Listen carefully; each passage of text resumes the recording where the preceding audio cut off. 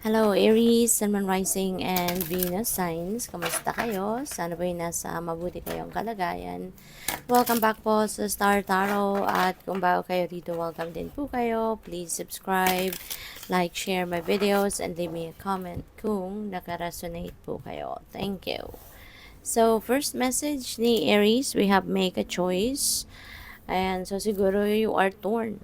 Your heart is torn between two choices or maaring mas marami pa sa dalawa ang pinagpipilian ninyo. Kaya po pwedeng sumasakit ulo ni Aries ngayon, pagpipili. Maaring kayo ay nagmi-mini mo kung alin yung pipiliin ninyo.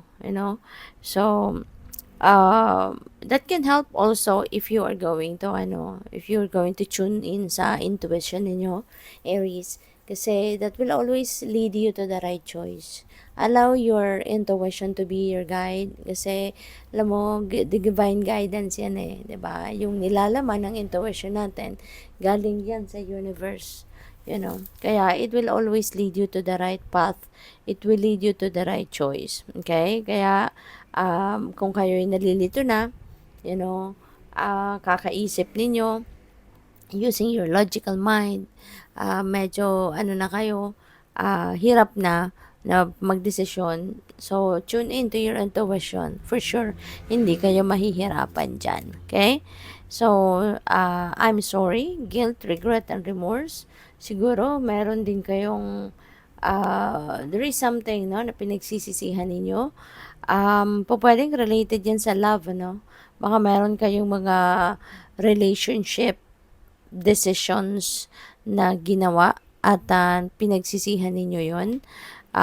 Maaaring hindi ninyo na-realize upon making a decision, baka hindi ninyo na-realize na hindi pala makakabuti yon, or pwedeng siguro na misinterpret kayo rito. Kaya parang nagsisi kayo na sana pala hindi ganun ang ginawa ko, sana pala hindi ganun ang sinabi ko, So for whatever reason, ayun. So you are remorseful, you are regretful, and you're feeling guilty siguro, no? So what else? We have new arrival. Wow. So merong new beginning, merong magsisimulang bagong ganap sa buhay ninyo. Pwedeng bagong love life ito. Diba? Pwedeng bagong love life. Or pwedeng siguro ang iba sa inyo, maybe, siguro ang iba sa inyo nakipaghiwalay, maaaring nakipaghiwalay kayo sa jowa, 'di ba? At maaaring nag-entertain kayo ng someone new at ngayon, 'di ba? Baka pinagsisihan ninyo, no? Sana pala hindi ganun klaseng pakikipaghiwalay ang ginawa ko, or pwedeng sana hindi ako nakapaghiwalay kasi maaari, na kung sino yung pinili ninyong bago, baka hindi ito, alam mo yun, hindi masyadong na-meet yung expectation ninyo about this person. So, pwedeng may ganun. And maaari, yung choice na to is related to love life, 'di ba? Baka mayroon kayong pinagpipilian na manliligaw, or pwede rin kasi na yung new arrival na to could be something else. Maaring hindi love life, no? Pwedeng this is an opportunity or whatever, mga ganon, diba? Kaya maaring yun din ang pinagpipilian ninyo. So, this could be related to this new arrival energy. But definitely, this is a new beginning. Meron kayong sisimulang bagong ganap. You're going to embrace a new something dito, no, sa buhay ninyo with that new arrival energy. So, tingnan natin kung ano ba ang mga messages ni Aries.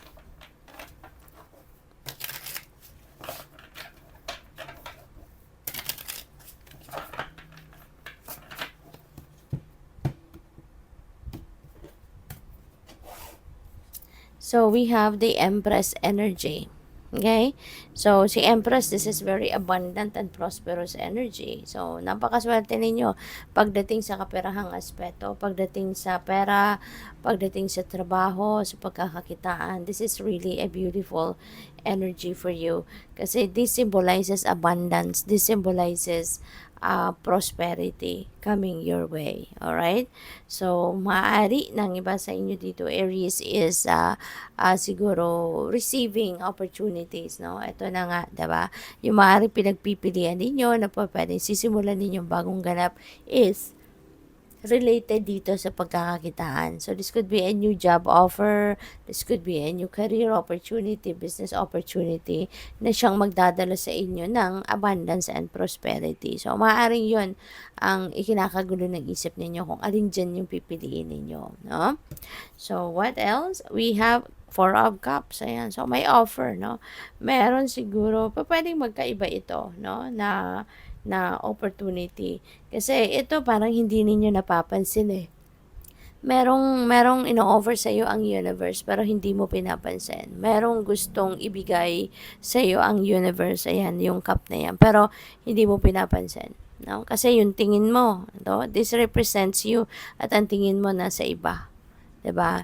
You are looking at a different person, at a different opportunities or different scenario. So, iba yung tinitingnan mo, no? Kaya maaring hindi mo 'to napapansin. So, kung ano man ang opportunity na 'to, siguro kailangan mong baka heads up ito sa iyo. Yung reading na 'to could be a heads up, no, para sa iyo. Warning ito para sa iyo or panawagan para sa inyo na, hey Aries, meron akong offer sa iyo, tignan mo, buksan mo yung inyong mga mata, yung inyong tenga, 'di ba? Be open to other alternatives, 'di ba? Na nandiyan dyan sa paligid mo. Kasi meron akong ino-offer para sa iyo. Maaari yan ang sinasabi sa iyo ng universe, no? At sana mapansin mo before it's too late, before it slips away from you. Sana mapansin mo kung anong opportunity na ito. Alright? So, we have Ace of Cups. Ayan, alam mo, ang daming offer ng universe sa iyo. Oh. So, meron ng kamay dito, binibigay sa iyo. Ito din, yung kamay din ito ng spirit. At meron ding offer sa iyo, 'di ba? So pero ito maganda 'to kasi kung ano talaga yung kailangan mo, 'yun ang ibibigay sa iyo. And feeling ko ito tignan or hindi mo tignan ng mangyayari to sa buhay mo. Kasi ito yung binibigay niya, regalo niya to sa iyo. Regalo to sa iyo ng universe, no? Siksikliglig, umaapaw na biyaya ang pwedeng dadating sa iyo, and this is gonna come in abundance. At ang maganda dito, this is what you need, no? Ito yung kailangan mo. Kaya ito yung ipapadala sa iyo. So, it could be anything, no? Depende sa inyong sitwasyon. But, what you think is what you need, no? Maaring yan ang ibibigay sa iyo ng divine. Kaya, good luck sa iyo. Thank you for watching. Love and light. Namaste.